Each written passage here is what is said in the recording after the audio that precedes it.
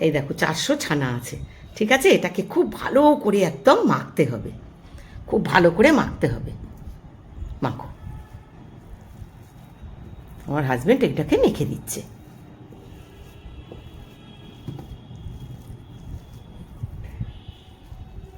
খুব ভালো করে, যত ভালো করে মাখবে তত সুন্দর কিন্তু কোপ্তাটা হবে। ও এনিওয়েজ, আজকের আমি করব ছানার কোপ্তা, একদম নিরামিষ ছানার কোপ্তা।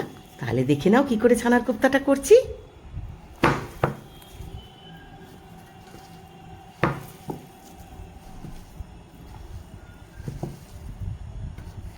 খুব ভালো করে ছানাটাকে মাখতে হবে, তা নাহলে কিন্তু কোপ্তাগুলো তেলে দেওয়ার সঙ্গে সঙ্গে ফেটে যেতে পারে।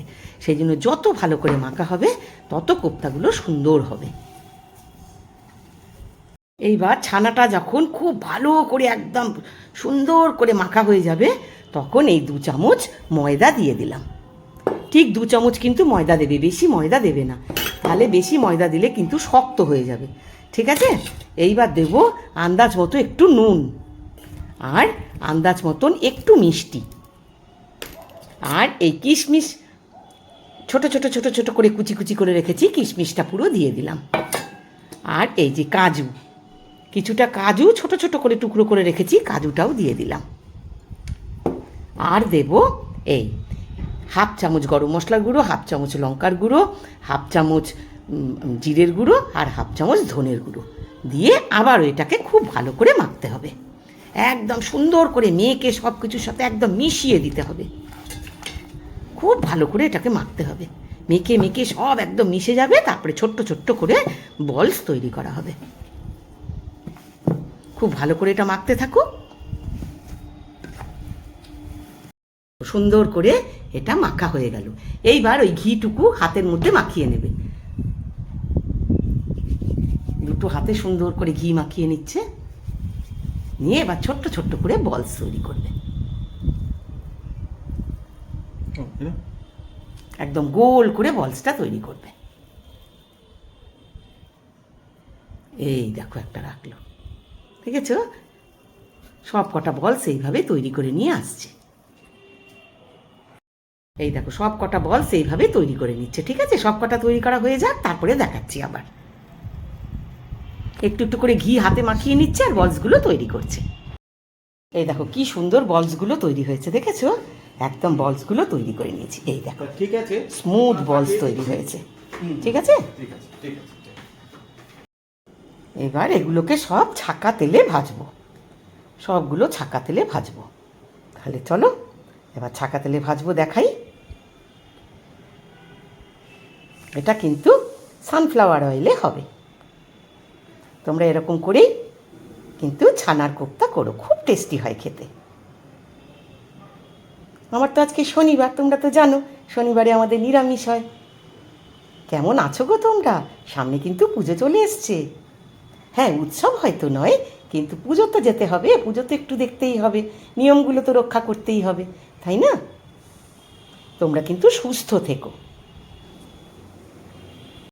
এই দেখো কোপ্তাগুলো একটু রেস্টে থাক, ছানার কোপ্তাগুলো একটু রেস্টে থাক, ঠিক আছে? এইবার আমি এই সাদা আলুর তরকারি করেছি আর লুচি বেলে রেখেছি, যাই ব্রেকফাস্টটা দিয়ে দিই। আজকের ব্রেকফাস্টের কত বেলা হয়ে গেল এই ছানার কোপ্তাগুলো করতে গিয়ে।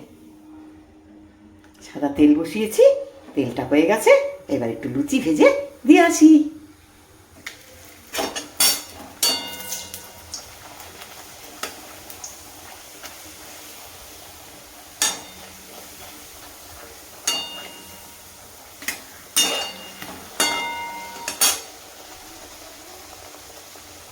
লুচিগুলো ভেজে নিই, খেতে দিয়ে আসি।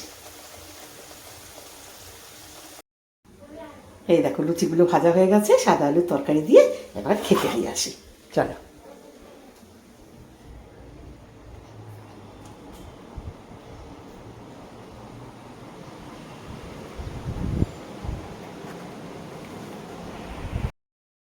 এই দেখো জলখাবার খেয়ে চলে আসলাম, ঠিক আছে? এবার সাদা তেল বসিয়ে দিয়েছি, এবার এই কোপ্তাগুলোকে সব ভেজে নেব। খুব হালকা হাতে ভাজতে হবে, তা না হলে কিন্তু ভেঙে যাবে।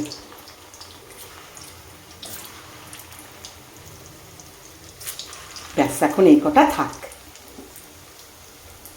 গ্যাস একদম কমানো রয়েছে। এই দেখো, একটা সাইড হয়ে গেছে, আর একটা সাইড ভেজে নিলাম। দেখেছো? এবার এগুলোকে সব তুলে রাখবো।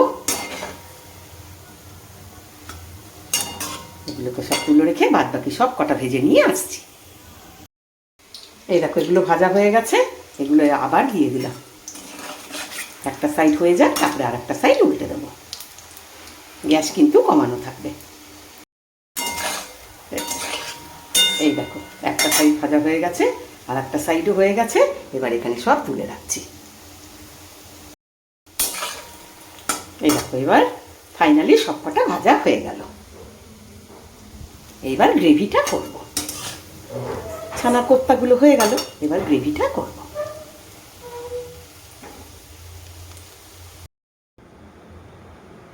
এইবার দেখো, কিছুটা কাজু, 4 মগজ, 3টে কাঁচা লঙ্কা আর কিছুটা আদা, এই দিয়ে এবার আমি সুন্দর করে একটা পেস্ট করে নেব।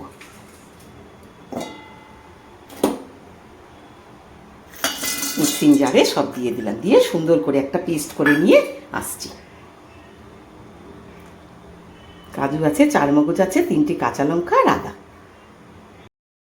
এই দেখো, যখন এই রকম পেস্ট হবে, তখন এই দেখো আমার বাড়িতে পাতা টক দই, কি সুন্দর দই বসেছে দেখেছো? এখান থেকে 2 চামচ, ঠিক 2 চামচ দিয়ে আবার এটাকে পেস্ট করব।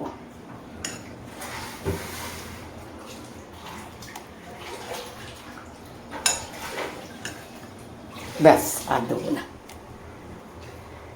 আবারও এটাকে পেস্ট করে নিয়ে আসছি। এইবার এই তেলটার মধ্যে এই আস্ত গরম মশলা ফোড়ন দেবো। লবঙ্গ, দারচিনি, এলাচ ফোড়ন দিলাম।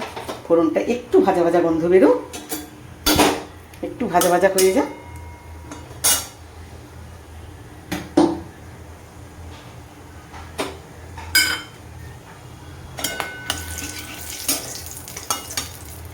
হয়ে গেছে। এবার এই পেস্টটা দিয়ে দেবো।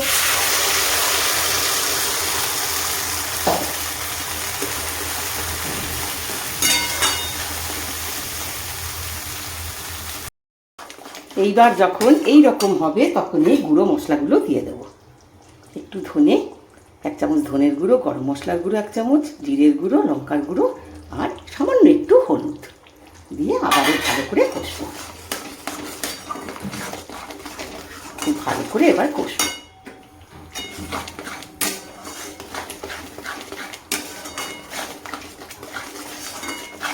কাঁচা গন্ধ মশলা না যাওয়া পর্যন্ত কষতে থাকবো।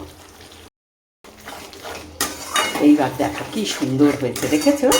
এইবার আন্দাজ মতো নুন দেবো আর মিষ্টি দেবো। মিষ্টি কিন্তু অবশ্যই দেবে, কোপ্তা তো একটু মিষ্টি মিষ্টি হবে।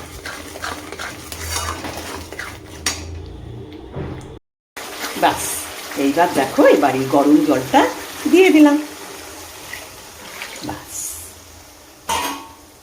আর 3টে কাঁচা লঙ্কা দিলাম। কোপ্তাটা দিয়ে বেশি ফোটাবো না, খুব নরম হয়েছে কোপ্তাগুলো। এই দেখো, দেখেছো কিরকম নরম হয়েছে? এবার দেখো টকবক করে ফুটছে। ঠিক আছে, এবার কোপ্তাগুলো সব দিয়ে দিলাম। সব কোপ্তাগুলো দিয়ে দিলাম। কোপ্তা দিয়ে বেশিক্ষণ ফোটাবো না, আর ঝোলটাও টেনে যাবে, সেই জন্য বেশিক্ষণ ফোটাবো না। ঠিক 2-3 মিনিট ফুটবে।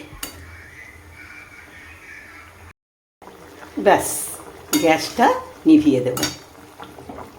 গ্যাসটা নিভিয়ে দিলাম। কোপ্তাগুলো এই যে ঝোল দেখছে, ঝোলটা পুরো টেনে অর্ধেক হয়ে যাবে।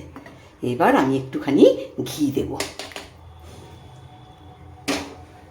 আর এই ক্রিমটা দিয়ে দেব।